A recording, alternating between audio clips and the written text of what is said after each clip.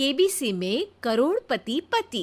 सूरज के जीवन का एक ही फंडा था कि मेहनत तो गधा भी करता है, घर बैठे जो कमाए समझदार वही होता है। इसीलिए उसने कभी नौकरी ही नहीं ढूंढी। इस बात से हालांकि उसकी पत्नी शिखा बिल्कुल भी अग्री नहीं करती थी, पर फिर भी सूरज को समझाना बेकार था। टीवी में कैसे बनोगे करोड़पति का ऐड देखकर उसे लगा कि बस अब तो घर बैठे ही वो करोड़पति बन सकता है, और उसके पीछे उसने अपने सारे सोर्सेस एक्टिव कर दिए। 2 हफ्ते में उसके कलीग के साले के पड़ोसी के बेटे का सोर्स निकलता है जो कि उसे शो में पहुंचा सकता है, और सूरज उससे मिलने चला जाता है। अच्छा, तो हमें मुकेश जी बता रहे थे कि आप हमें शो में पहुंचा सकते हैं। हाँ, उसमें कोई तकलीफ नहीं है। मैं कल अगर कोशिश करूँ तो इसी महीने में आपका नंबर आ जाएगा। अरे ये तो बहुत बढ़िया हो गया। अच्छा, वो सिलेबस और क्वेश्चन पेपर का कोई जुगाड़ है क्या? हैं? उसका तो कोई जुगाड़ नहीं है। तो वो वाकई में कुछ भी पूछ सकते हैं? हाँ, वो तो बच्चन जी पर है, जो पढ़ते हैं वो पूछ लेते हैं। पहली कोशिश फेल होने पर अब सूरज के सामने एक बहुत बड़ा सवाल था कि आखिर जवाब कहाँ से लाए। तब शिखा ने एक सजेशन दिया, क्यों ना सूरज अपने चचेरे भाई सुमित से मदद मांगे, जो कि यूपीएससी की तैयारी कर रहा था।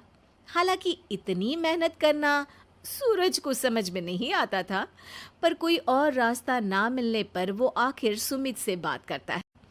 अरे सुमित, हमारा कैसे बनोगे करोड़पति के लिए सिलेक्शन होने वाला है। तुम हमें थोड़े चिट बनाने में मदद करोगे क्या? अरे भैया, चिट बनाए तो सालों हो गए, उसमें हमारा एक्सपर्टीज नहीं है, बल्कि आप बोलो तो हम आपकी पढ़ने में ज़रूर मदद कर सकते हैं। हट, कैसी अनाप शराब बातें कर रहा है तू।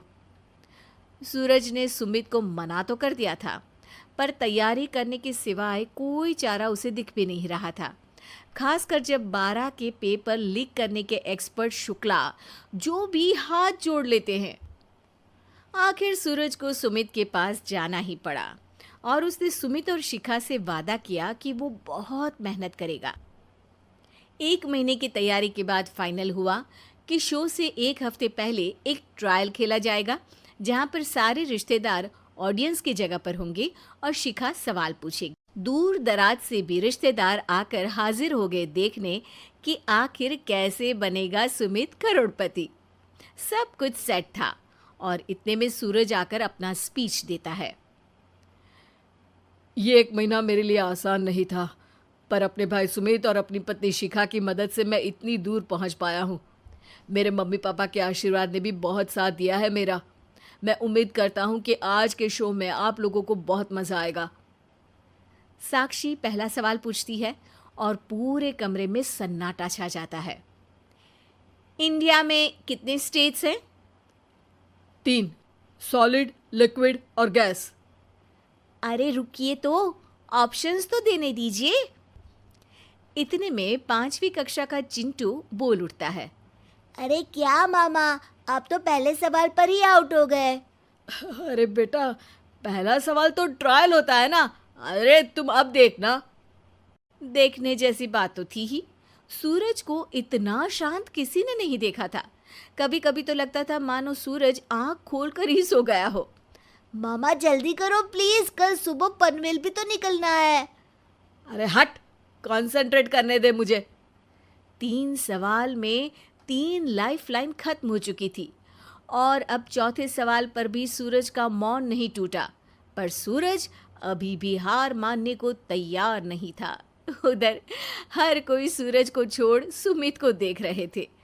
आखिर सुमित ने ही तो पढ़ाया था सूरज को। गजब बेइज्जती है यार। अरे बेटा, तो बाप का, दादा का, भाई का, सबका नाम बुड़वाएगा।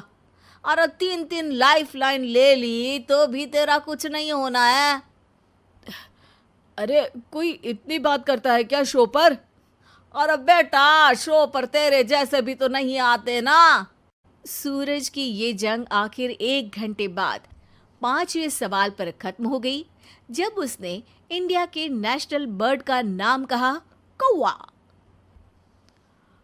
अरे बेटा, मजा तो बहुत आया, बस थोड़ा टाइम पर खत्म होता तो आनंद भी आ जाता।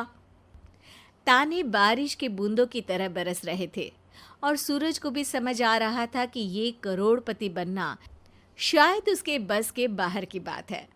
पर वो आखिर ये बात मान कैसे लेता? वो सख्त लौंडा जो ठहरा, उसने सोचा कि बेइज्जती तो हो ही चुकी है, पर अगर मैं हार नहीं मानूं तो शायद कुछ हो सकता है। शिखा, तुम देखना, असली शो में आग लगा दूंगा, आग, करोड़पति बनूंगा मैं। हाँ, सब्जियां खत्म हो गई है घर पे, ले आओ। पहले पति बन जाओ, फिर करोड़पति बनना। अरे गजब बेइज्जती है यार। बेटा, अभी तो घर पर ही हुई है, 1 हफ्ते में तो तुम देश के सामने करवा कर आओगे। वैसे जब टीवी पर जाओ ना तो बस अपने मम्मी का ही नाम लेना, ठीक है? कोई पूछे तो बोलना कि पापा नहीं है मेरे। अरे पढ़ाई की, पेपर निकलवाए, इतने सारे लोगों को खाना खिलवाया, क्या फ़र्क पड़ा? इसीलिए मैं कहता हूँ कि मेहनत तो गधा भी करता है, घर बैठे जो कमाए वही सिकंदर। लेकिन मामा, गधे भी जानते हैं कि हमारा राष्ट्रीय पक्षी मोर है।